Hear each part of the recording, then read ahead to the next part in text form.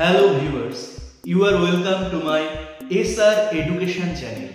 আজকের ভিডিওটি তোমাদের জন্য খুবই উপকারী হতে চলেছে, কারণ আজকের ভিডিওতে আমি আলোচনা করব ইংরেজি গ্রামারের বিশেষ একটি পার্ট ভার্ব এবং ভার্বের কিছু গোল্ডেন রুলস নিয়ে। এই রুলসগুলি বেসিক এবং অ্যাডভান্স লেভেলের স্টুডেন্টদের ক্ষেত্রে বিশেষভাবে জানা দরকার।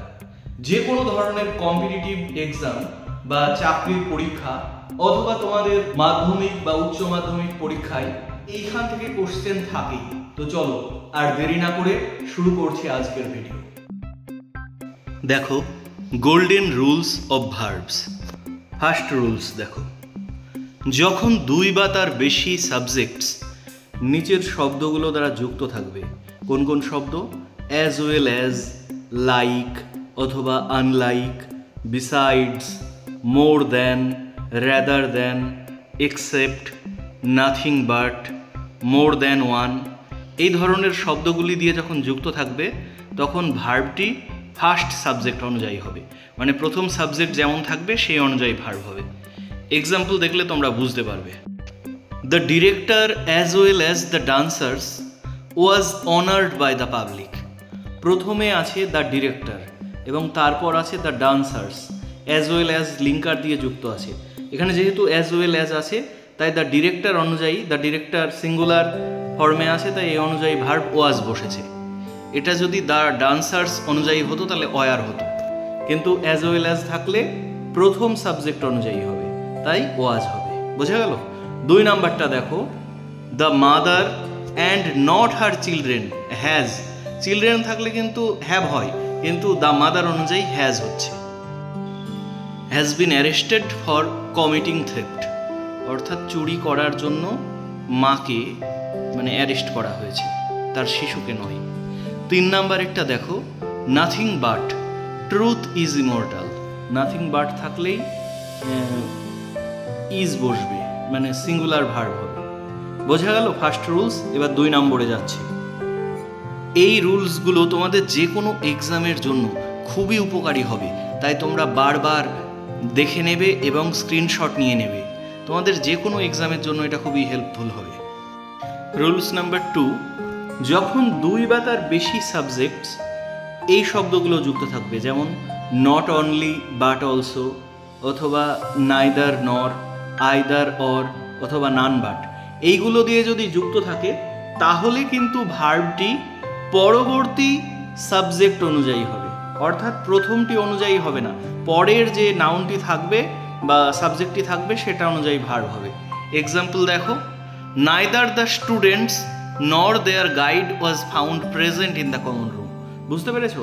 নাইদার দিয়ে প্রথম সাবজেক্ট কি আছে? দ্য স্টুডেন্টস, এটা প্লুরাল নাম্বার, এবং পরেরটা কি আছে?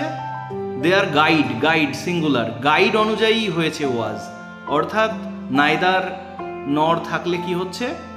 পরের সাবজেক্ট অনুযায়ী ভার্ব হচ্ছে। 2 নাম্বারেরটা দেখো, none but the leaders of our country R responsible for the stage of affairs. এখানে নান বাটের পর দ্য লিডার্স আছে, তাই লিডার্সের পর আর বসবে। বুঝে গেল? 3 নাম্বারেরটা দেখো, 1 or 2 বুকস আর নিডেড। 1 থাকলে বুক হতো, কিন্তু 2 এর কাছাকাছি অর আছে, মানে পরের সাবজেক্ট অনুযায়ী বুকস হয়েছে। I or he is to be rewarded, এখানে পরের সাবজেক্ট হি, তাই হি অনুযায়ী ভার্ব হবে, ইজ হয়েছে। বুঝতে পারছো? তাহলে এই শব্দগুলো থাকলে পরের সাবজেক্ট অনুযায়ী ভার্ব হবে, অর্থাৎ নিয়ারেস্ট সাবজেক্ট অনুযায়ী ভার্ব হবে। এবার তোমাদের সামনে 3 নাম্বার রুলস চলে এসেছে। দেখো, নিচের শব্দগুলো যখন প্রোনাউন বা অ্যাডজেক্টিভ হিসেবে যুক্ত থাকবে, কোনগুলো? শুধুমাত্র নাইদার অথবা আইদার অথবা নান অথবা এনিওয়ান অথবা এস বা এভরি, এরা যখন সিঙ্গেল থাকবে তখন সিঙ্গুলার ভার্ব হবে, মানে এই অ্যাডজেক্টিভ বা প্রোনাউন হিসেবে যখন থাকবে তখন শুধুমাত্র ভার্বের সিঙ্গুলার ফর্ম হবে। যেমন neither of the 2 boys has বসলো, বয়েজ আছে তাও। আবার দেখো, এস অফ দ্য স্টুডেন্টস, এখানে স্টুডেন্টস আছে কিন্তু ইজ সিঙ্গুলার বসছে, কারণ এস প্রথমে আছে সেই জন্য। তারপর দেখো, আইদার অফ আস হ্যাজ বসছে আবার আসের পর, উইয়ের পর জেনারেলি হ্যাভ বসে, কিন্তু আইদার আছে বলে হ্যাজ বসছে। বোঝা যাচ্ছে? এবার একটি জিনিস খেয়াল করো, দেখো নোট বলে লেখা রয়েছে, যখন এস শব্দটি সাবজেক্টের পরে বসে তখন কিন্তু ভার্বটি প্লুরাল হবে। মানে ইস যখন প্রথমে থাকবে তখন সিঙ্গুলার ভার্ব হবে, আর পরে থাকলে প্লুরাল হবে, মানে সাবজেক্টের পরে থাকলে প্লুরাল হবে। দেখো, we S have taken our bags, এখানে উই সাবজেক্ট আছে, তারপর এস আছে, তাই হ্যাভ বসেছে। এস প্রথমে থাকলে হ্যাজ বসতো। পরেরটা দেখো, দে এস আর অনেস্ট, এখানে দে আছে, তারপর এস বসেছে, তাই আর হয়েছে। এস প্রথমে থাকলে ইজ বসতো। বোঝা গেল?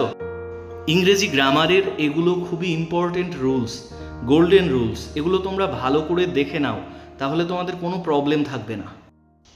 দেখো, রুলস নাম্বার 4, যখন প্লুরাল নাউন্স দিয়ে একটি সামগ্রিক জিনিস বোঝাবে, মানে শুধুমাত্র একটি জিনিসকেই বোঝানো হবে, যেমন অ্যামাউন্ট অথবা সাম, মানে যোগফল, ডিস্ট্যান্স দূরত্ব, কোয়ান্টিটি অথবা টাইম অথবা পিরিয়ড, মানে একটি বিষয়কেই যখন নির্দেশ করবে তখন সিঙ্গুলার ভার্ব হবে। যেমন 4 মাইলস, এরপর সিঙ্গুলার বসবে, is not a long distance. মাইলসটা তো প্লুরাল, কিন্তু তারপরে তো আর হওয়া উচিত, কিন্তু যেহেতু এটা একটা দূরত্ব বোঝাচ্ছে টোটালটাই, তাই ইজ বসবে। 2 নাম্বার দেখো, 200 rupees was a large amount 50 years ago, অর্থাৎ 50 বছর আগে 2000 টাকা একটি মানে বিশাল একটা অ্যামাউন্ট ছিল, অর্থ ছিল, মানে এটা সামগ্রিকভাবে একটা অ্যামাউন্ট বোঝাচ্ছে, তাই এখানে ওয়াজ হয়েছে। এবার বাট বলে লেখা রয়েছে, এটা দেখো, 200 রুপিজ ওয়ার লস্ট, এখানে কিন্তু সামগ্রিকভাবে বলা হচ্ছে না, এটা জাস্ট বলা হচ্ছে 200 টাকা হারিয়ে গেছে। 200 টাকাটা তো একের বেশি, সেই জন্য এখানে ওয়ার হয়েছে, কিন্তু এটা যদি সামগ্রিকভাবে বলা হতো আগের মতো তাহলে আবার ওয়াজ হতো। এবার দেখো রুলস নাম্বার 5, যখন দুটি আলাদা সিঙ্গুলার নাউন্স দিয়ে একজন বা একটি ব্যক্তিকে বোঝানো হয় তখন সিঙ্গুলার ভার্ব হয়। যেমন the collector and district magistrate is on a visit to the tehsil today, অর্থাৎ দ্য কালেক্টর এবং ডিস্ট্রিক্ট ম্যাজিস্ট্রেট একই ব্যক্তি, তাই এখানে ইজ হয়েছে, অ্যান্ড থাকা সত্ত্বেও ইজ হয়েছে। বোঝা গেল? এবার দেখো 6 নাম্বার রুলস, যখন কতগুলো ইডিওমেটিক পেয়ার্স, অর্থাৎ ইডিয়াম থাকবে অথবা কিছু ফ্রেজেস, মানে কতগুলো শব্দ একসঙ্গে থাকবে, কিন্তু তারা যদি একটি নির্দিষ্ট বিষয়কেই বোঝায় তখনও সিঙ্গুলার ভার্ব হবে, মানে ভার্বের সিঙ্গুলার ফর্মটাই হবে, কিন্তু আলাদা বোঝালে প্লুরাল ভার্ব নিবে। দেখো, what is the aim and objects of his costly plan, এখানে এম অ্যান্ড অবজেক্ট একটি জিনিসই বোঝাচ্ছে, তাই এখানে ইজ বসেছে। তারপরেরটা দেখো, the sum and substance of the passage is given below, এখানে সাম অ্যান্ড সাবস্টেন্স জিনিসটা আলাদা না, একটা idiom, the sum and substance of the passage, তাই এখানে ইজ হয়েছে। 3 নাম্বার দেখো, 2 and 2 makes 4, এখানে 2 এবং 2 মিলে 4 হচ্ছে, একটি বিষয় বোঝানো হচ্ছে। তারপর 4 নাম্বারেরটা, slow and steady wins the race, এখানে স্লো অ্যান্ড স্টিডি একজনকেই বোঝানো হচ্ছে, তাই এখানে উইন্স বসেছে। হ্যাঁ, এখানে সিঙ্গুলার ভার্ব বসে। কিন্তু এগুলো দেখো, time and tide wait for none, এখানে টাইম এবং টাইড দুটো আলাদা বিষয়, এটা কারোর জন্যই অপেক্ষা করে না, তাই এখানে ওয়েটস হয়নি, ওয়েট হয়েছে। তারপর ব্রেড অ্যান্ড বাটার আর সোল্ড হেয়ার, এখানে ব্রেড অ্যান্ড বাটার একটা অর্থে বোঝায়নি, ব্রেড অ্যান্ড বাটার আলাদা অর্থে বুঝিয়েছে যে দুটোই বিক্রি হচ্ছে, তাই এখানে আর হয়েছে। বোঝা গেল? স্টুডেন্টস, আজকের ভিডিও এখানেই শেষ হচ্ছে। ভিডিওটি ভালো লেগে থাকলে অবশ্যই তোমরা লাইক কমেন্ট করে দিও এবং বন্ধুদের সঙ্গে শেয়ার করো।